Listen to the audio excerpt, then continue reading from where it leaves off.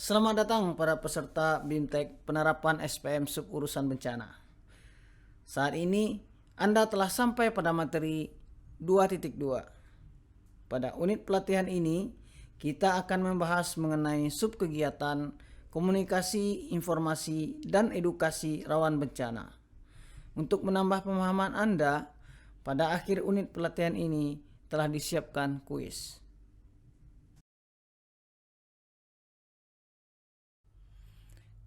Komunikasi, informasi, dan edukasi rawan bencana atau disingkat KIE rawan bencana mempunyai 4 tujuan yang akan dicapai setelah Anda mengikutinya. Tujuan pertama dari unit pelatihan ini adalah untuk menjelaskan kepada Anda apa itu KIE rawan bencana. Jadi pada pelatihan ini Anda akan mendapatkan gambaran umum tentang apa itu KIE. Tujuan selanjutnya adalah untuk menjelaskan komponen dan target capaian dalam penerapan KIE rawan bencana. Ketiga, unit pelatihan ini juga akan menjelaskan tentang mutu layanan dalam penerapan KIE rawan bencana. Dan terakhir, unit pelatihan ini akan menjelaskan kepada Anda tentang kerangka penganggaran dalam penerapan KIE rawan bencana.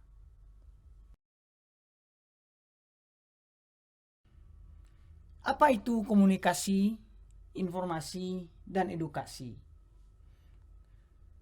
Komunikasi adalah penyampaian pesan, bisa secara langsung ataupun tidak langsung.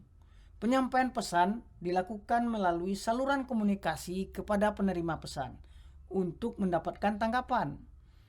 Tanggapan atau respon sendiri akan diperoleh setelah terjadi penyampaian pesan yang dimengerti oleh masing-masing pihak. Sedangkan informasi adalah keterangan, gagasan, maupun kenyataan yang perlu diketahui oleh masyarakat dan dimanfaatkan seperlunya. Edukasi adalah suatu kegiatan yang mendorong terjadinya penambahan pengetahuan, mendorong terjadinya perubahan sikap, perilaku, dan keterampilan seseorang secara wajar.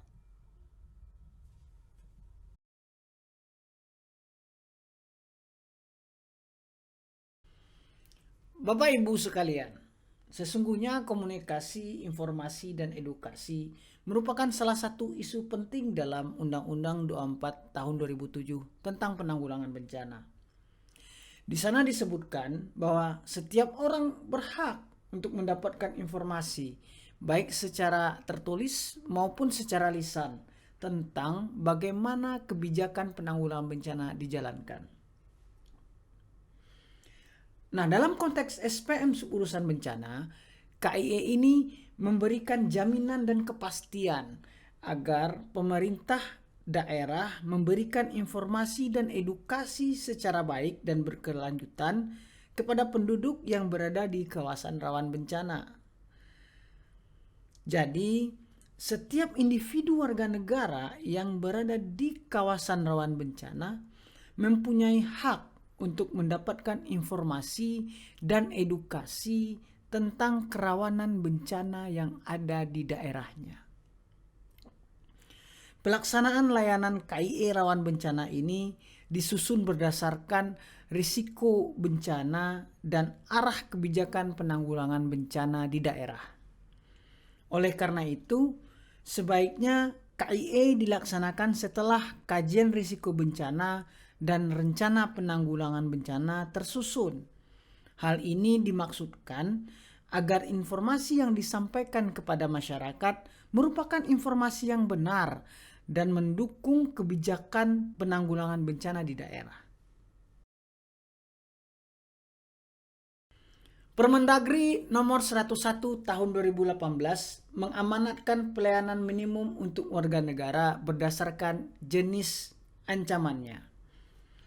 Oleh karena itu, untuk efektivitas pelayanan sub kegiatan KIE, maka dilakukanlah pengelompokan kawasan berdasarkan kesamaan jenis kerawanan yang dihadapi warga negara di kawasan itu. Nah, pengelompokan tersebut menghasilkan berbagai variasi kerawanan bencana. Agar lebih efektif, maka pelaksanaan KIE dapat dilakukan sesuai kelompok variasi jenis kerawanan bencana tersebut. Jadi, misalkan di suatu desa A katakanlah, terdapat kerawanan bencana banjir, gempa bumi, dan tanah longsor, maka model KIE yang diberikan akan relatif sama dengan desa lain yang memiliki kerawanan yang sama dengan desa A tersebut. Hal ini tentu saja lebih memudahkan dan mempercepat pemerintah daerah dalam memberikan layanan dasar kepada warga negaranya. Lalu bagaimana kita menentukan variasi kerawanan? Variasi kerawanan ditentukan berdasarkan kesamaan jenis kerawanan bencana yang dihadapi warga negara. Suatu kabupaten kota dapat saja memiliki 2 atau lebih jenis kelompok variasi kerawanan. Penentuan kelompok variasi kerawanan dapat dilakukan pada tingkat desa atau kelurahan bagi kabupaten kota yang telah memiliki dokumen KRB, atau pada tingkat kecamatan bagi kabupaten kota yang belum memiliki dokumen KRB, sehingga harus mengacu kepada dokumen KRB di tingkat provinsi ataupun Inaris BNPB. Pemilihan kerawanan tersebut mengakibatkan pelayanan untuk warga negara menjadi lebih spesifik dan lebih efisien. Ini adalah cuplikan tentang bagaimana variasi kerawanan digunakan dalam menghitung kebutuhan, merencanakan pemenuhan, dan melihat realisasi. Variasi kerawanan ini akan digunakan pada Form 21B, Form 3.1B, dan Form 4.1B. Sebagaimana terlihat pada contoh tabel, perhitungan kebutuhan, perencanaan pemenuhan, realisasi pelaksanaan pada subkegiatan KIE disusun untuk tiap-tiap kelompok variasi kerawanannya.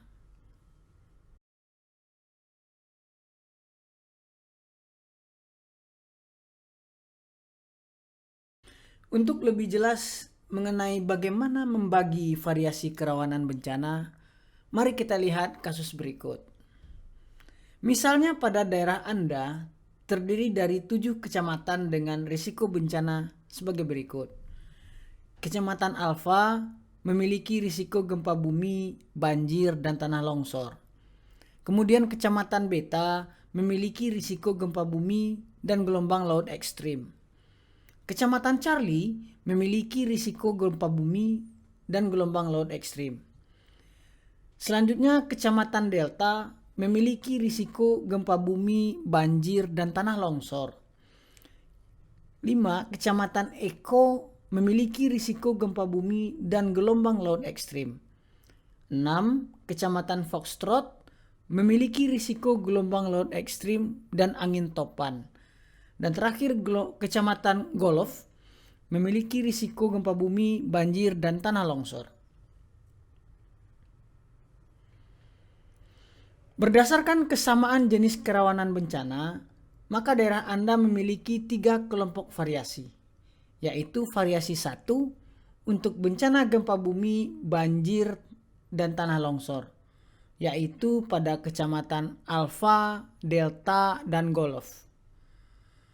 Kemudian variasi 2 untuk bencana gempa bumi dan gelombang laut ekstrim pada Kecamatan Beta, Charlie, dan Eko. Dan variasi ketiga untuk bencana gelombang laut ekstrim dan angin topan untuk Kecamatan Foxtrot.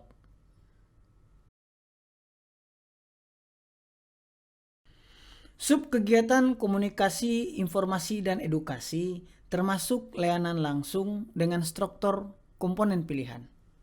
Sebagaimana telah dijelaskan pada unit pelatihan terdahulu, KIE dikategorikan sebagai layanan langsung karena pelayanannya yang bersentuhan dan dirasakan langsung manfaatnya oleh masyarakat.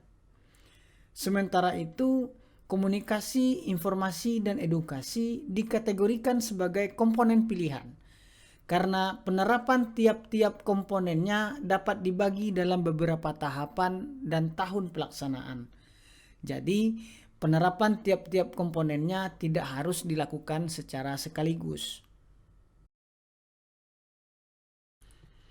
Sasaran pemenuhan SPM untuk subkegiatan komunikasi, informasi, dan edukasi adalah terselenggaranya komunikasi, informasi, dan edukasi rawan bencana kepada masyarakat per jenis ancaman bencana. Sedangkan indikator pemenuhan SPM untuk subkegiatan komunikasi, informasi, dan edukasi adalah persentase jumlah penduduk di kawasan rawan bencana yang memperoleh informasi rawan bencana sesuai jenis ancamannya. Jadi, keterpenuhan sasaran pada subkegiatan KIE ini dapat dilihat dari seberapa banyak jumlah penduduk di kawasan rawan bencana yang sudah mendapatkan informasi mengenai ancaman yang ada di daerahnya. Semakin banyak penduduk yang mendapatkan informasi kerawanan bencana di daerahnya, maka artinya semakin baik pula penerapan subkegiatan KIE ini. Demikian pula sebaliknya. Setiap subkegiatan SPM suburusan bencana memiliki komponen yang diturunkan menjadi beberapa target capaian. Setiap target capaian memiliki nilai bobot kepentingan. Nilai bobot kepentingan ini sebenarnya merupakan perbandingan nilai kepentingan suatu komponen terhadap komponen lain di subkegiatan itu. Nah, subkegiatan komunikasi, informasi, dan edukasi memiliki 3 komponen penyusun, yaitu sosialisasi melalui tatap muka dengan penduduk di daerah rawan bencana, kemudian sosialisasi melalui sosial dan wahana multimedia, dan yang ketiga, penyediaan dan pemasangan rambu evakuasi dan papan informasi publik. Komponen-komponen tersebut dijabarkan menjadi 8 target capaian, yaitu peserta sosialisasi desa, peserta sosialisasi keluarga, kemudian papan multimedia, kemudian poster, pamflet, dan brosur, kemudian yang kelima media sosial dan elektronik, selanjutnya media cetak, rambu evakuasi, dan terakhir papan informasi daerah rawan bencana. Seperti yang tadi sudah dijelaskan sebelumnya, bahwa struktur komponen pada subkegiatan ini adalah komponen pilihan, sehingga dalam implementasinya dapat saja dipilih komponen-komponen mana yang akan dilaksanakan terlebih dahulu sesuai dengan kondisi dan ketersediaan sumber daya di daerah. Jadi, misalnya daerah Bapak Ibu memiliki keterbatasan, maka tidak harus kedelapan-kedelapannya dilakukan sekaligus.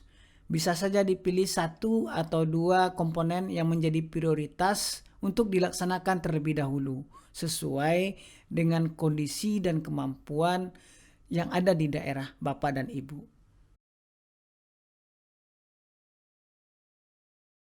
Setiap target capaian memiliki beberapa mutu layanan. Nah, jika Bapak dan Ibu masih ingat, SPM mengatur ketentuan tentang jenis dan mutu layanan dasar. Mutu layanan ini adalah sebagai kualitas minimum yang harus dimiliki. Setiap mutu layanan memiliki bobot. Total bobot mutu layanan ini menggambarkan prosentase keterpenuhan mutu dari tiap-tiap target capaian. Idealnya, total mutu layanan pada setiap komponen adalah 100%, yaitu apabila total keterpenuhan bobot mutu layanannya adalah sama dengan nilai bobot kepentingannya. Jadi, jika total capaian bobot mutu layanan tersebut sama dengan nilai bobot kepentingannya, maka capaian mutu layanannya menjadi 100%.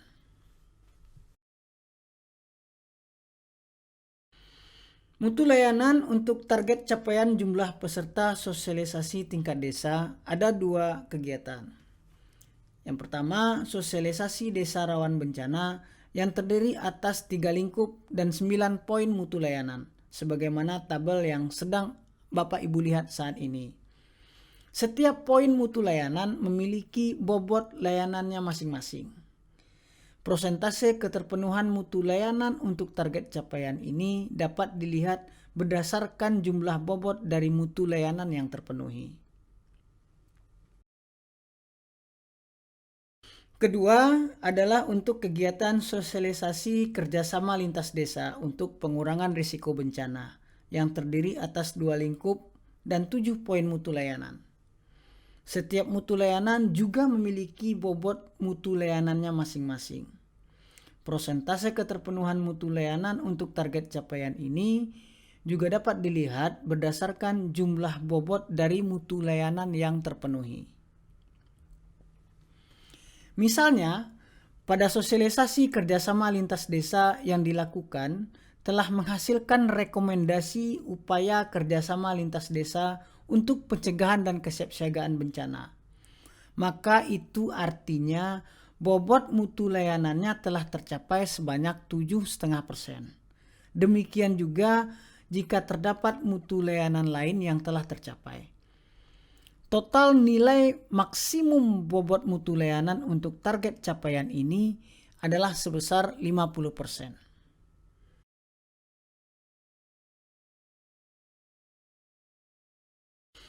Mutu layanan untuk target capaian jumlah peserta sosialisasi tingkat keluarga terdiri atas 3 lingkup dan 9 mutu layanan, sebagaimana terlihat pada tabel yang sedang Anda lihat pada saat ini. Setiap poin mutu layanan memiliki bobot mutu layanannya masing-masing. Prosentase keterpenuhan mutu layanan untuk target capaian ini juga dapat dilihat berdasarkan jumlah bobot dari mutu layanan yang sudah terpenuhi. Misal, untuk lingkup keterwakilan peserta dengan mutu layanan peserta sosialisasi tatap muka dari kelompok keluarga dan anggota keluarga. Jika peserta yang hadir diwakilkan oleh 2 kelompok tersebut, maka berarti mutu layanannya telah terpenuhi sebanyak 15%. Demikian seterusnya untuk mutu layanan yang lain. Idealnya, total nilai maksimum bobot mutu layanan untuk target capaian ini adalah sebesar 50%.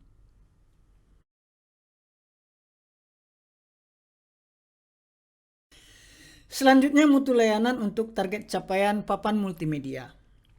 Target capaian ini terdiri atas 3 lingkup dan 14 poin mutu layanan, sebagaimana tabel yang dapat Anda lihat saat ini. Setiap mutu layanan juga memiliki bobot mutu layanannya masing-masing. Prosentase keterpenuhan mutu layanan untuk target capaian ini juga dapat dilihat berdasarkan jumlah bobot dari mutu layanan yang sudah terpenuhi. Nah, jika misalnya pemerintah daerah telah melakukan pembaruan informasi yang melingkupi penayangan informasi peringatan dini, stop press informasi peringatan, dan informasi kondisi normal serta pesan-pesan pengurangan risiko bencana, maka itu artinya pemerintah daerah telah mendapatkan keterpenuhan bobot mutu layanan sebesar 3%. Demikian juga cara yang sama dapat kita lakukan untuk menentukan keterpenuhan bobot mutu layanan pada lingkup-lingkup yang lain. Idealnya, total nilai maksimum bobot mutu layanan untuk target capaian ini adalah sebesar 25%. Selanjutnya, mutu layanan untuk target capaian poster, pamflet, dan brosur. Target capaian ini terdiri atas 3 lingkup dan 10 poin mutu layanan. Dapat Anda lihat pada tabel yang sedang Anda saksikan. Setiap poin mutu layanan memiliki bobot layanannya masing-masing. Persentase keterpenuhan mutu layanan untuk target capaian ini juga dapat dilihat berdasarkan jumlah bobot dari mutu layanan yang sudah terpenuhi. Jika misalnya pemerintah daerah dalam menyusun poster, pamflet, dan brosur itu berdasarkan materi dengan pembaruan informasi setiap 2 tahun misalnya, maka itu artinya pemerintah daerah telah memenuhi ketercapaian mutu layanan sebanyak 2,5%. Demikian juga cara yang sama dapat kita lakukan untuk menentukan keterpenuhan bobot mutu layanan pada lingkup dan target capaian yang lain. Nah, idealnya total nilai maksimum bobot mutu layanan untuk target capaian ini adalah sebesar 25%. Selanjutnya, mutu layanan untuk target capaian media sosial dan media elektronik. Total nilai maksimum bobot mutu layanan untuk target capaian ini adalah sebesar 25%. Target capaian ini terdiri atas 3 lingkup dan 13 poin mutu layanan, sebagaimana dapat Bapak Ibu lihat pada tabel. Misalnya pemerintah daerah telah melakukan sosialisasi dengan menggunakan media sosial dan media elektronik. Dalam melakukan sosialisasi tersebut, pemerintah daerah menggunakan 13 media sosial, di mana 3 media sosial pemerintah dan 10 media sosial dari lembaga lain yang bermitra dengan pemerintah. Nah, itu artinya dalam lingkup penempatan, pemerintah daerah telah memenuhi bobot mutu layanan sebanyak 2%. Demikian juga jika kita ingin menentukan bobot mutu layanan pada lingkup yang lain. Cara tersebut juga dapat kita lakukan. Selanjutnya adalah mutu layanan untuk target capaian media cetak dengan total bobot maksimum sebesar 25%. Target capaian ini terdiri atas 11 lingkup dan 11 poin mutu layanan. Tabelnya dapat Bapak Ibu lihat. Misalnya pemerintah daerah dalam melakukan sosialisasi menggunakan media cetak yang menayangkan rubrik khusus untuk pengurangan risiko bencana. Itu artinya pemerintah daerah telah berhasil mencapai keterpenuhan bobot mutu layanan sebanyak 5%. Demikian juga jika kita ingin melihat capaian mutu layanan untuk lingkup-lingkup yang lain. Cara tersebut juga bisa kita lakukan. Sebagaimana telah disampaikan sebelumnya, total bobot maksimum yang bisa diperoleh pada target capaian ini adalah sebanyak 25%. Selanjutnya, mutu layanan untuk target capaian rambu evakuasi. Target capaian ini memiliki 2 lingkup, yaitu penempatan dan visualisasi rambu evakuasi serta materi rambu evakuasi. Total nilai maksimum bobot mutu layanan untuk target capaian ini adalah sebesar 50%. Target capaian ini memiliki 4 poin mutu layanan yang dapat Bapak Ibu lihat pada tabel yang sedang disajikan. Misalnya pemerintah daerah melakukan sosialisasi kesiapsiagaan bencana melalui pemasangan rambu evakuasi. Rambu evakuasi tersebut dilakukan pada setiap persimpangan utama jalan kabupaten kota, jalan provinsi, dan jalan nasional di kawasan rawan bencana. Nah, itu artinya pemerintah daerah telah berhasil mencapai pemenuhan mutu layanan sebesar 12,5%. Demikian juga cara yang sama dapat kita lakukan untuk penentuan keterpenuhan bobot mutu layanan pada lingkup-lingkup yang lain.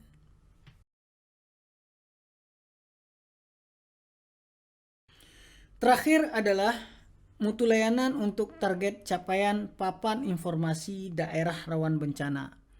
Total bobot maksimum yang bisa dicapai adalah sebesar 50%. Target capaian ini terdiri atas 2 lingkup dan 7 poin mutu layanan, sebagaimana terlihat pada tabel yang sedang disajikan. Misalnya pemerintah daerah melakukan sosialisasi dengan media papan informasi yang ditempatkan pada setiap pintu masuk dan keluar jalan umum di kawasan rawan bencana. Nah, jika pemerintah melakukan itu artinya pemerintah daerah telah berhasil memenuhi bobot mutu layanan sebanyak 6%. Demikian juga cara yang sama dapat kita lakukan untuk penentuan keterpenuhan bobot mutu layanan pada lingkup-lingkup yang lain. Dengan memperhatikan komponen, target capaian, dan mutu layanan tadi, maka terlihat beberapa kerangka anggaran yang dibutuhkan dalam penerapan subkegiatan ini.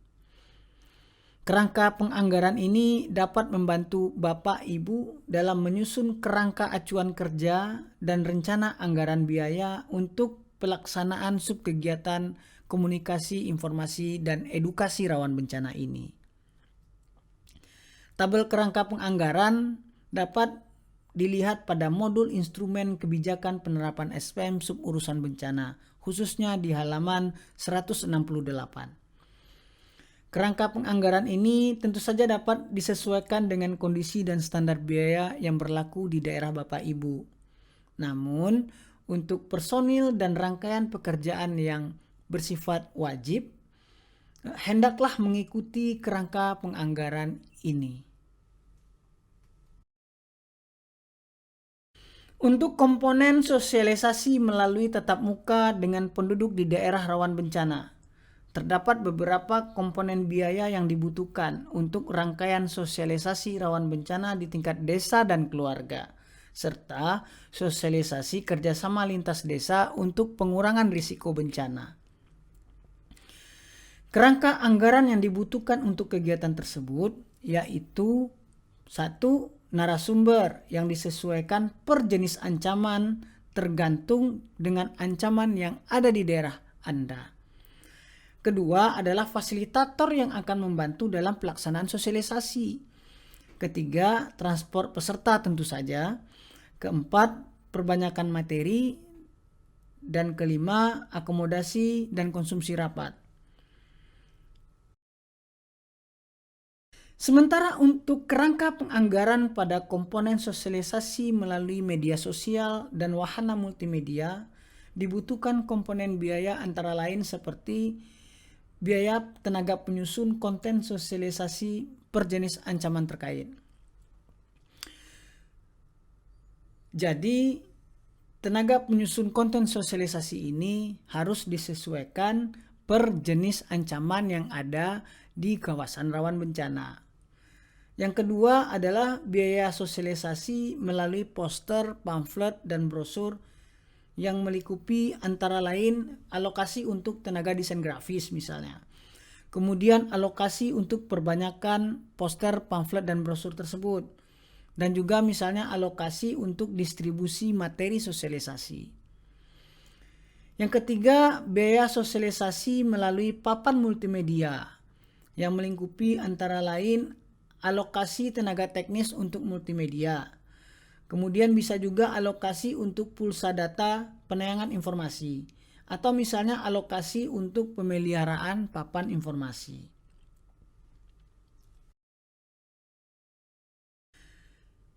Selanjutnya, biaya sosialisasi melalui media sosial dan media elektronik yang melingkupi antara lain alokasi untuk tenaga operator admin media sosial misalnya.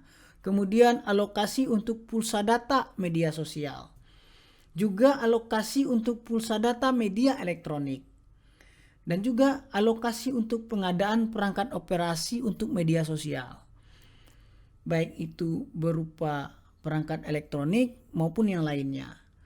Juga alokasi untuk pemeliharaan perangkat operasi tersebut.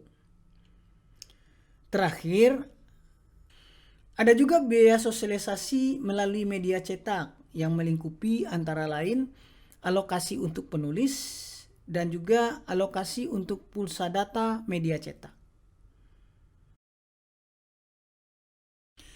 Terakhir adalah kerangka penganggaran dari komponen penyediaan dan pemasangan rambu. Komponen biaya yang dibutuhkan antara lain misalnya 1. Biaya tim teknis. Tim teknis ini fungsinya adalah untuk mendesain dan menyesuaikan rambu dengan standar yang ada pada saat itu. Kemudian yang kedua, biaya survei dan perizinan lokasi penempatan yang melingkupi alokasi untuk survei lokasi penempatan rambu, kemudian survei lokasi penempatan papan informasi publik, serta perizinan dan penyediaan lokasi untuk penempatannya. Dan yang ketiga adalah biaya pengadaan, yaitu maksudnya adalah biaya untuk pengadaan rambu evakuasi dan pengadaan untuk papan informasi publik.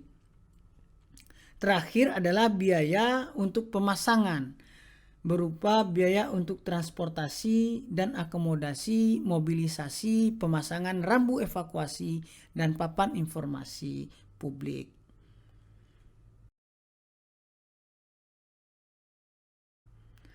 Setelah mengikuti materi pada unit pelatihan ini, kami harapkan Bapak Ibu sekalian telah memahami bagaimana gambaran umum penerapan subkegiatan komunikasi, informasi, dan edukasi rawan bencana.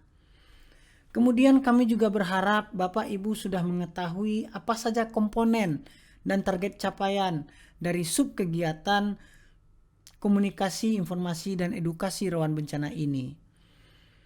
Kami juga berharap Bapak Ibu telah mengetahui apa saja mutu layanan untuk tiap-tiap target capaian pada subkegiatan ini.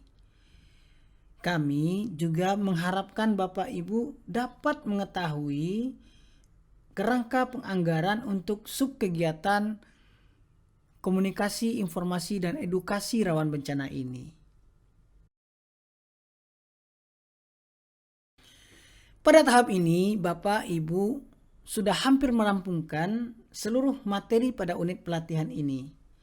Namun demikian, untuk mengkonfirmasi pengetahuan baru yang telah Bapak Ibu peroleh, kami telah menyediakan kuis untuk Bapak dan Ibu kerjakan.